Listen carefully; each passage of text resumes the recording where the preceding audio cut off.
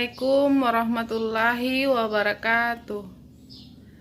Bagaimana kabarnya hari ini, Ibu-ibu? Baik, sehat semua ya, alhamdulillah. Puji syukur, marilah kita panjatkan kepada Allah Subhanahu wa Ta'ala, karena atas izin dan kuasanya lah kita masih diberikan kesehatan dan kesempatan untuk hadir pada pertemuan hari ini. Terima kasih saya ucapkan kepada ibu-ibu KPM yang sudah hadir dan meluangkan waktunya pada pertemuan kelompok hari ini. Masih semangat kan? Oke, masih pagi kan? Oke ya.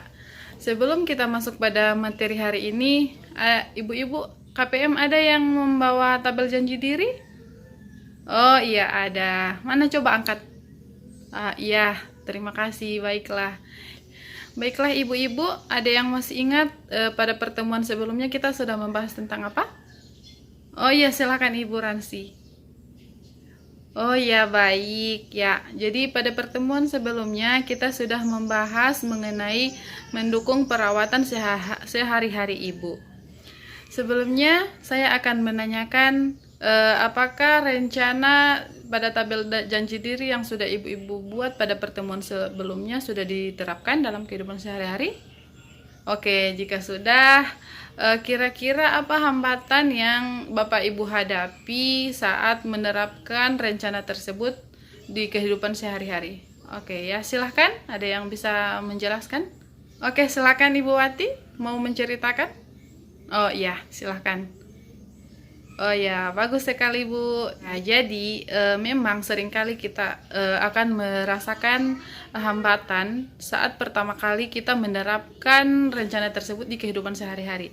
Tapi jika kita melakukannya setiap hari, lama-kelamaan itu akan menjadi suatu kebiasaan. Tujuan materi kita hari ini yaitu Bapak Ibu diharapkan dapat mendukung ayah dan ibu untuk memberikan stimulasi kepada janin. Dan juga Bapak Ibu mampu memahami pengertian dan bentuk-bentuk stimulasi pada janin, serta mampu mempraktikkan stimulasi kepada janin. Di kelompok ini apakah ada ibu hamil? Oh, ada ya. Apakah di rumah juga ada ibu hamil? Oke, ya.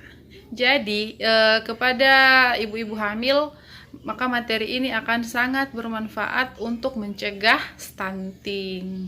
Sekarang saya meminta partisipasi satu orang peserta.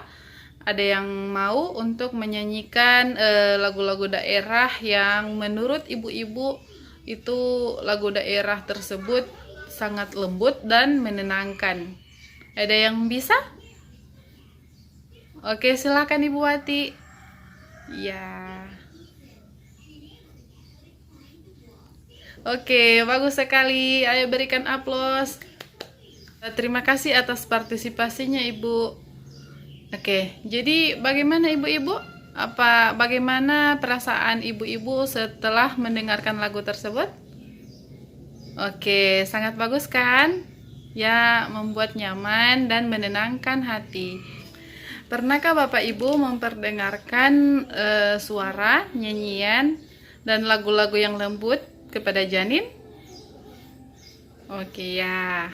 Jadi, memperdengarkan suara, nyanyian, lagu-lagu lembut, dan menenangkan serta kata-kata yang baik yang dilakukan oleh ayah dan ibu adalah salah satu bentuk pemberian stimulasi kepada janin. Baiklah, sekarang saya akan membagi ibu-ibu menjadi dua kelompok ya.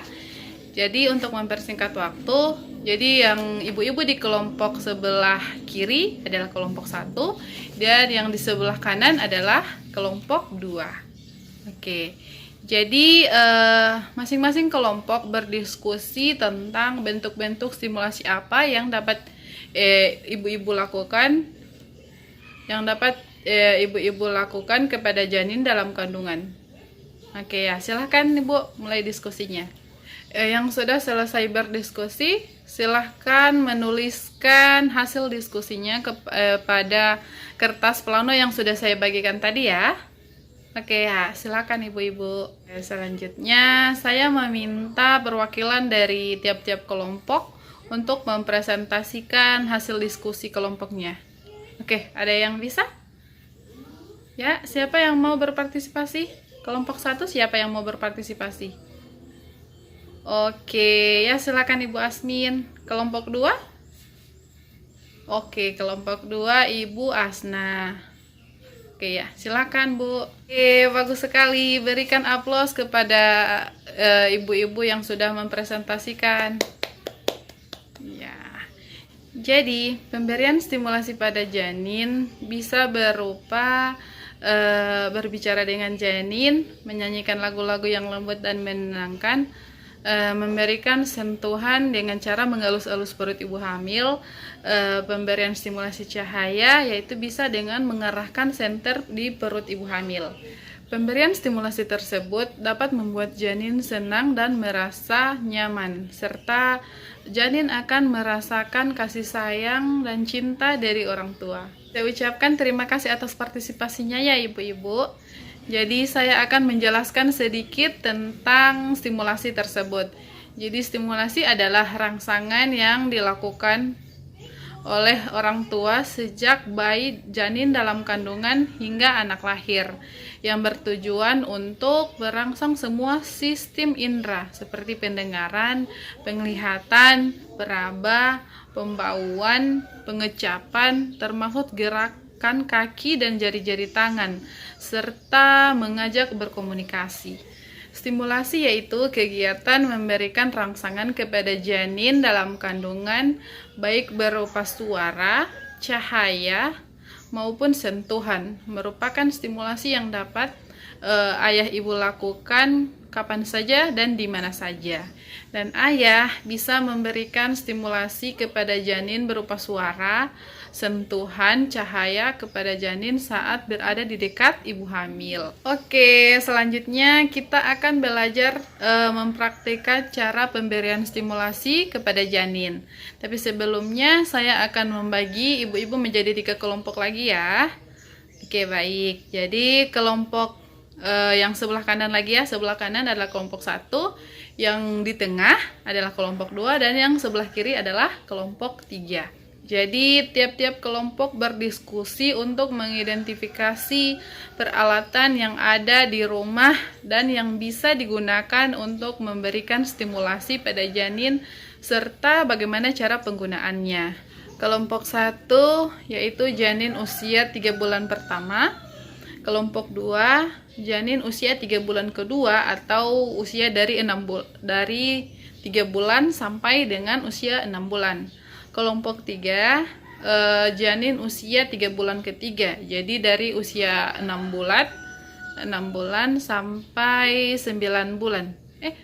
Dari usia 7 bulan sampai dengan usia 9 bulan. Oke, silakan dimulai diskusinya ibu-ibu. Oke, yang sudah selesai diskusinya silahkan menuliskan hasil diskusinya pada tabel yang sudah dibagikan tadi. Ya. Oke, sekarang saya meminta perwakilan dari tiap-tiap kelompok untuk mempresentasikan hasil diskusinya.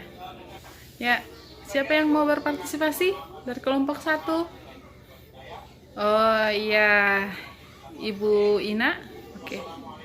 Dari kelompok 2 siapa? Oh iya. Oke, Ibu Lisna, silahkan. Dari kelompok 3. Oke, Ibu Nisa silahkan. Perwakilan dari tiap-tiap kelompok untuk mempresentasikan hasil diskusinya. Oke, waktu dan tempatnya dipersilahkan. Oke, sekarang saya meminta partisipasinya lagi dari tiap-tiap kelompok. Ya, dari 1 orang dari setiap kelompok. Selain yang tadi ya, yang sudah mempresentasikan. Oke. Ya, oke. Dari kelompok 1. Oke, Ibu Asmin. Dari kelompok 2. Oke, dari kelompok 2 ada Ibu Lina. Dari kelompok 3 siapa? Oke, Ibu Ririn. Oke, jadi perwakilan dari masing-masing kelompok tersebut akan mempraktikkan cara pemberian stimulasi kepada janin. Jadi perwakilan dari kelompok 1 akan mempraktikkan tentang cara pemberian stimulasi kepada janin usia 3 bulan pertama dengan cara pemberian sentuhan. Kelompok 2 yakni mempraktikkan cara pemberian stimulasi kepada janin usia 3 bulan kedua dengan cara pemberian cahaya. Oke, yang kelompok 3 akan mempraktikkan cara pemberian stimulasi kepada janin usia 3 bulan ketiga dengan suara. Oke, silakan ibu-ibu.